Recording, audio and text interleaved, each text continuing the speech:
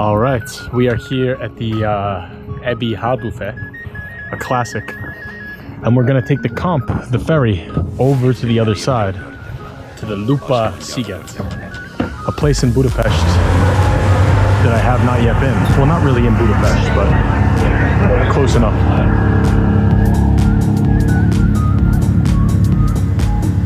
Lupa Sziget, 1932. 1932. It's Punkust, we would call it Pentecost, I suppose, in English. And we've been confronted with some of the best weather these eyes have ever seen. Oh, after a pretty dismal spring, the summer is popping off. Simply fantastic. This whole island is a tranquil oasis. Look at the lights. We shall explore the island and learn a little bit more about its fascinating history. Okay, well, I can see why they call it Platan Utsa, because they have this lovely row of platan trees. We're gonna have to come back here and do a little bit of a time lapse. Now, Lupa Sziget is famous for its Bauhaus architecture. What was Bauhaus?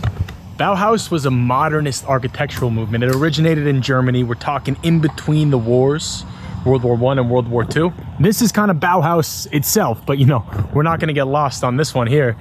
Before we get back to the story of Bauhaus, what do we have going on over this way?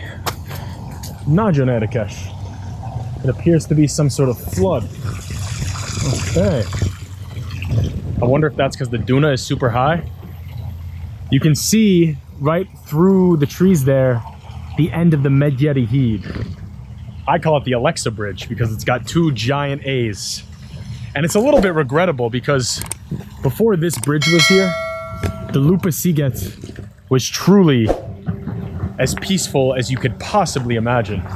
And now, of course, you have the noise pollution, which is why this end of the island, which used to be the more expensive end, is now a little bit cheaper real estate-wise. Hello!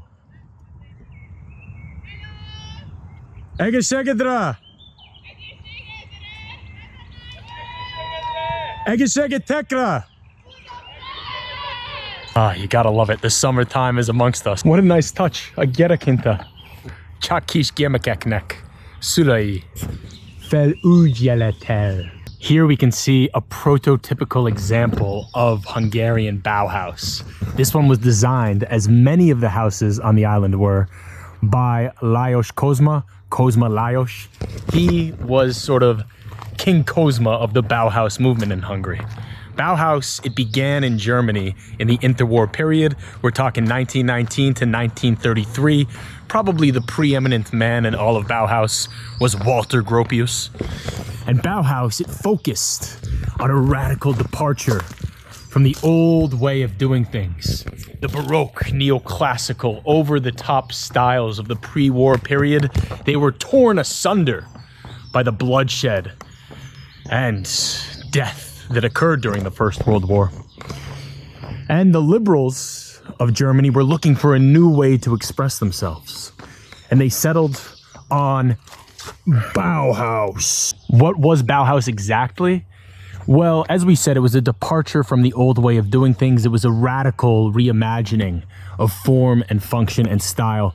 A huge focus on squares and rectangles and spheres. And that is why on this island, on the Lupa Sziget, we can see this very sleek, futuristic, modern approach. And you can see here, even with some of the newer builds, they are required to maintain these stilts, these square tops, rectangular sides. Oh, look at that. That's gonna be a nice house.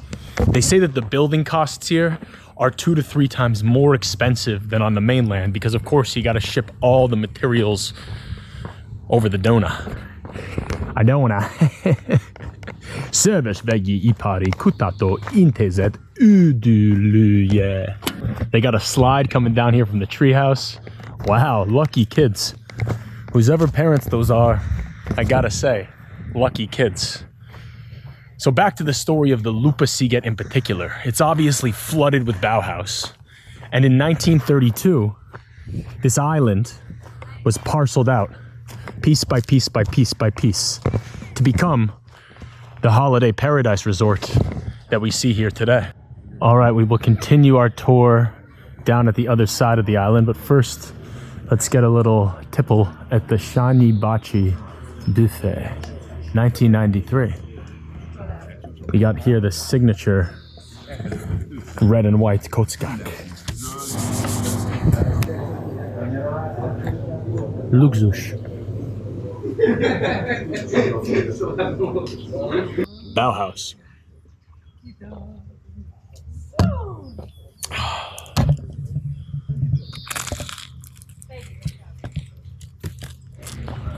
All right, well, we are going to wander around. Oh, day moon,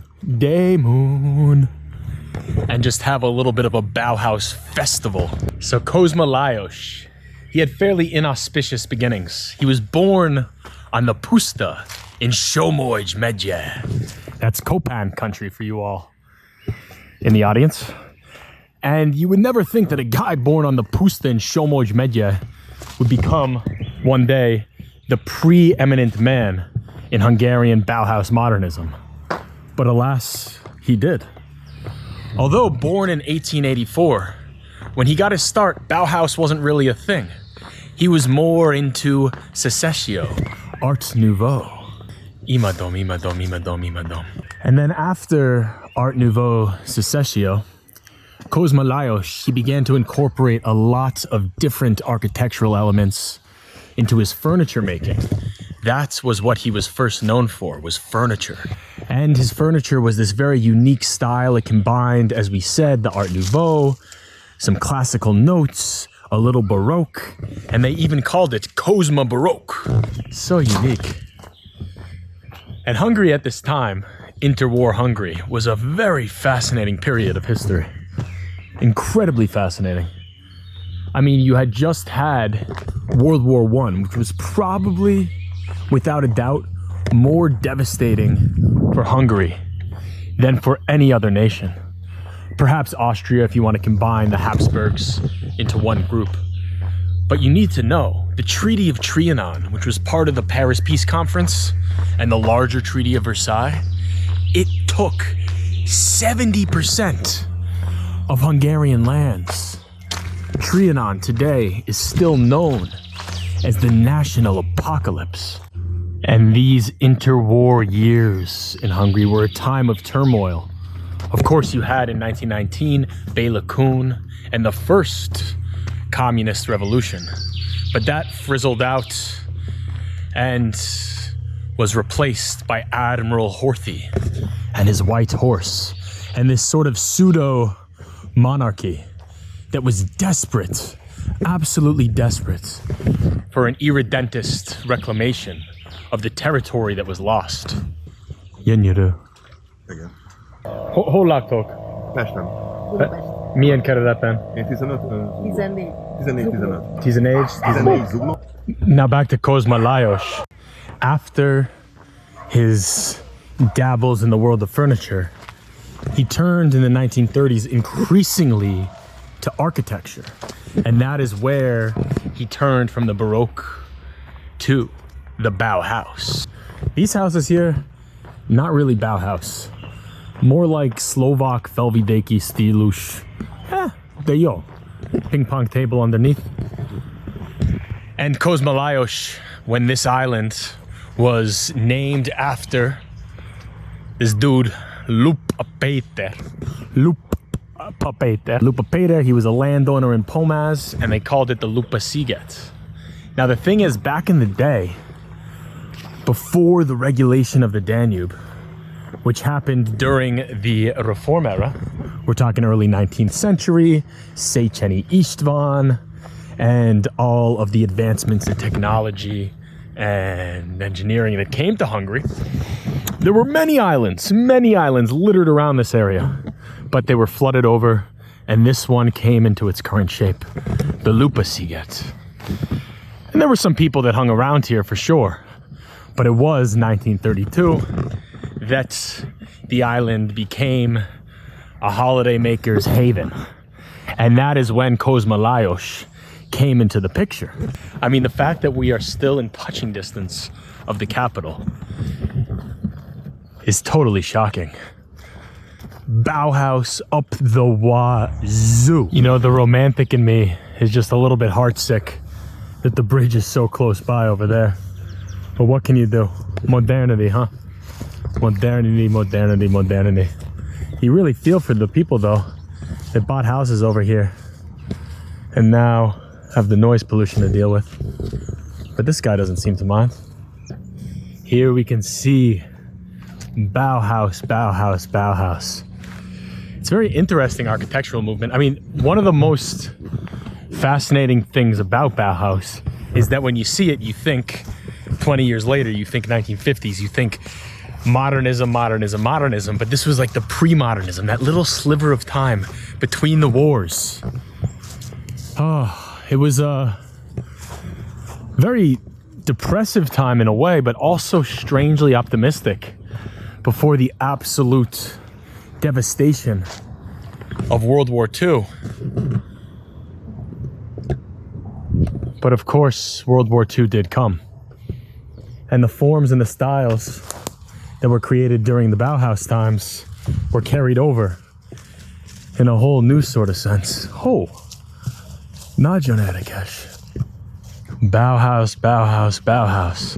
And I believe as we come to the bridge, Michinas. I believe that this here is the Kozma Lajos has. Techinically.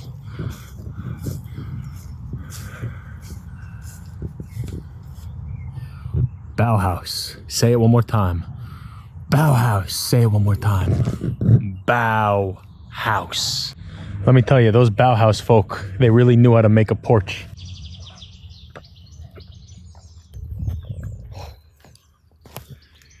Oh, yes. This is just what we need. It's just what we needed. Nice walk outdoors. I can't tell you how nice it is. I can't tell you how nice it is. Is this a peach pong? That's what I don't know. I know that the white ones are peach pong, peach pong, peach pong. But are the yellows peach pong, peach pong, peach pong as well? Wow, look at this. We have some people returning to their Bauhaus home. Truly a rare sight. Absolutely perfect. Absolutely perfect timing. Couldn't have hoped for better timing. Oh. Unicornish? All right, our last moments of the day here. We've got an Ebin Hall Buffet Rate Dash review.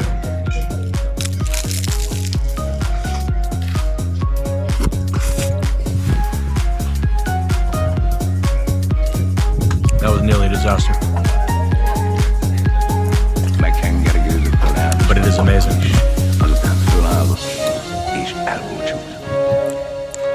Yo, it's going killing.